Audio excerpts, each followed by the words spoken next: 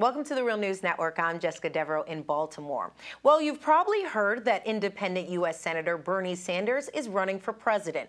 The self-described Democratic Socialist will be running on the Democratic ticket, and it has some progressives wondering if he should.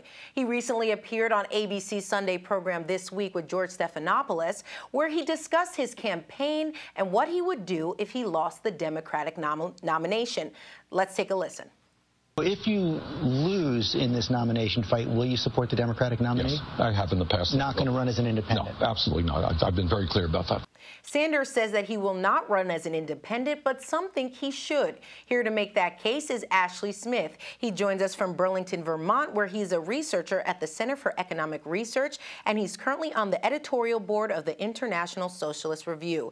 And here to debate him is Jacob Swenson-Lengyel. He joins us from Albuquerque, New Mexico. Jacob works as a communications lead for National People's Action Campaign. Thank you both for joining us. Thank you. Thanks for having me. So, Ashley, let's start off with you. Can you just map out exactly why you think Sanders is making the wrong move here by running as a Democrat? Let's go point by point. Well, I think the first thing to say about Sanders' campaign is he's really electrified a layer of newly radicalizing activists and people on the left because he's articulating things that certainly Hillary Clinton and the Democratic Party in general doesn't talk about: capitalism, class inequality, the horrible corporate hijacking of elections. So he's really hitting on all the key notes. And I really identify with all the people who've been galvanized by his campaign. But I think he's making a mistake in running inside the Democratic Party because he is trying to win the nomination of a party that opposes everything he stands for and has through history shown that it's incapable of being transformed by the left getting involved in the campaign. Instead, Sanders and the rest of the left need to build an independent political alternative that challenges both the corporate parties as a way to give an electoral expression to the newly radicalizing movements: Occupy, Black Lives Matter, the climate justice movement, all those things that are going to be the motor force of change. And getting back involved in the Democratic Party is a way for those movements to go get co-opted, demobilized, and really defanged. So instead of challenging the corporate parties and their system that they defend, will end up getting co-opted and made ineffectual and really mounting the challenge that we should be bringing. That's why it's a real mistake and a tragedy that Sanders is running as a Democrat. So, Ashley, you're saying he should be running as an independent. Jacob, you clearly disagree. Why do you think that he should run as a Democrat? Well, I mean, I think Sanders' campaign is exciting for just the reasons that Ashley laid out. He's energizing folks and getting people excited. And I think it's important that he run as a Democrat because there's a war right now for the soul of the Democratic Party. And this isn't just any moment in history. We're seeing folks like Senator Elizabeth Warren and Representative Keith Ellison in the House really igniting this base and fighting for core principles that matter. And by running as a Democrat, Sanders isn't just herding progressives into the Democratic fold. He's actually bringing our agenda and putting it on the table. So I'm trying to get a sense of that. What about Ashley's point about the history, though, that eventually Democrats, if you go and are on the Democratic ticket, the movement gets co-opted by the corporatists in the party? Yeah, I mean, I think that's an important point, and what's going to be important is how Sanders carries out what he's been calling his political revolution. And so in order for Sanders to be successful where other people have failed, it's really going to be about energizing a strong base and mobilizing, hundreds of other down-ballot candidates to join him in fighting Wall Street Democrats. So if this is just limited to the Sanders campaign, then I think, it's not likely that he'll succeed. But if he really does follow through with what his stated aim is, that is a political revolution in this country, I think that's where he can succeed where others have failed. Okay, what do you make of that, Ashley? Do you think he could energize enough of the base where you would be able to persuade those Wall Street Democrats to finally get on board with a more progressive agenda?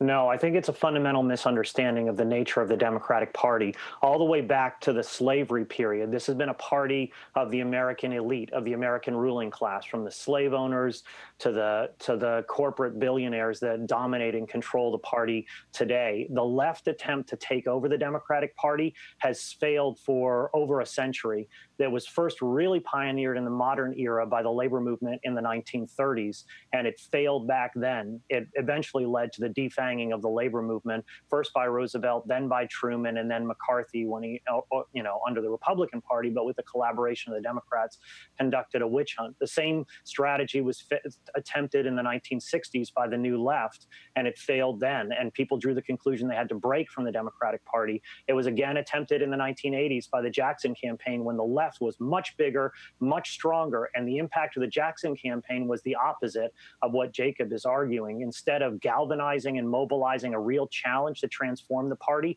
it delivered all those activists and all the left into the hands of corporate dead-enders like Walter Mondale and Michael Dukakis that Jackson both endorsed, and also, people should know, Bernie Sanders has endorsed every single corporate Democratic candidate since the 1980s. And so I don't think it's going to play the role of galvanizing and transforming the party. Instead, it's going to play the role of co-opting a new left that is developing, that has got to learn from history and has got to understand that we need a mass movement independent of both corporate parties and a political challenge to them both that articulates our demands as part of not only its electioneering advertising, but as the core project that it's trying to pursue. And the Democrats have shown by history that they're not interested in our project of putting people first, of changing the inequalities of our society, and certainly not conducting a political revolution in America. The Democrats are absolutely opposed to that hook, line, and sinker. Jacob, what's your response? So I'd say this. I think I agree that it's really important that we build a new left pole in American politics. We need folks that are independent of both political parties. Both political parties at this moment are controlled by corporate capital. But where I disagree is whether independents always need to be running outside the party. And one of the things I've tried to argue is that the primary is a really important tool where a small and energized base of folks can have an outsized influence in politics. And so I think the primary is a particularly strategic place, and the Democratic Party can become a field of struggle as the new left works to become more powerful. What do you make of that argument, Ashley? I mean, Sanders is going to be up on stage with Clinton. Will he be able to sort of push her more to the left? I think Hillary Clinton is overjoyed that Bernie Sanders is running in the Democratic Party nomination because it actually re-legitimizes a party that's lost all credibility in the eyes of the vast majority of working class people and people in general. Look at all the enthusiasm that Obama mobilized back in 2008, only to become really the third and fourth term of the Bush administration, bailing out the banks, conducting drone warfare, supporting Israel's genocide in Gaza, and on and on and on.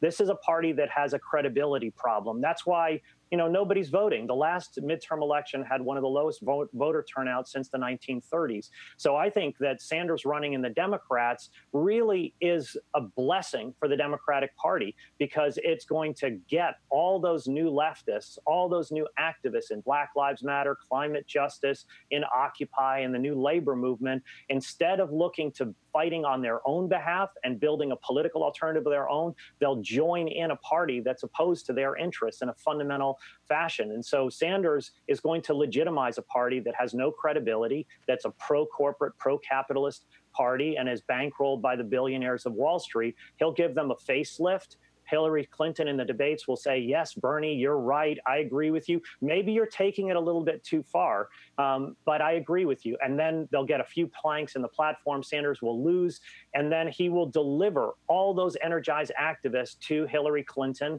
who will then be presented as a lesser evil candidate compared to whatever troglodyte and Neanderthal the Republicans end up nominating for the presidential election, and we'll be left in a traditional American political situation of a great evil and a lesser evil, both of which are evil, and none of which are an option for the working class in the United States, the new activists, people fighting for Black Lives Matter, et cetera. So I think Sanders has made a real strategic mistake, and the rest of the left should not follow it.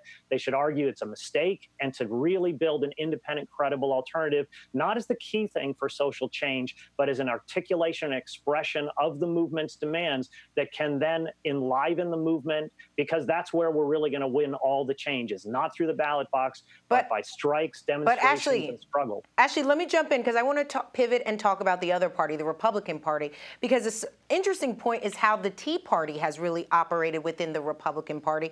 And you've seen, for example, with Eric Cantor, the House Majority Leader, he lost his primary to a Tea Party-backed candidate who won. So I'm going to ask you both, but Jacob, is that sort of the model that you are expecting from more progressives, to be able to sort of be the Tea Party in the Democratic Party? Yeah, I think that's a fair comparison. I mean, obviously the Tea Party had and has had at some points, extreme backing from the corporate elite, but it's also diverged from them, and I think is a genuine populist movement. I think what we really need is a people-powered movement on the left. And I think I agree with Ashley that we need to take the momentum and energy that we're seeing right now around Occupy, Black Lives Matter, and other populist movements, but channel that to holding Democrats accountable, creating tension with folks like Hillary Clinton, pushing them left. And so I do think the Tea Party is a great model for us to look to. Ashley, what about you? Do you agree with that? Yeah, I think the Tea Party is not a model of a populist movement at all. It was a creature created by the core of the Republican Party that wanted some street heat against the Obama administration to try and stop the healthcare reform.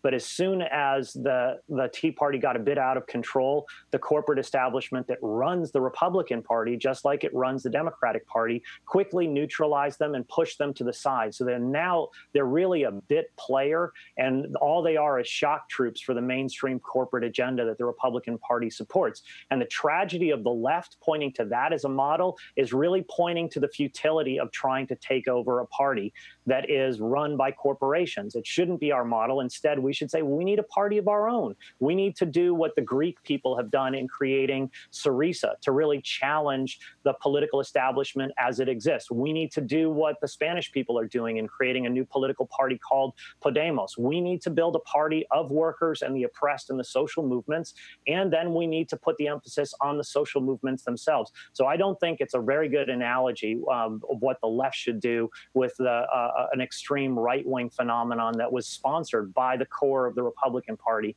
not an alternative to it. Instead, we should be building a genuine mass movement and a political alternative that can fight for its interests at the ballot box, and that is not the Democratic Party. All right, Ashley Smith and Jacob Swenson-Lengyel, thank you both for joining us. Thank you. Thank you. And thank you for joining us on the Real News Network.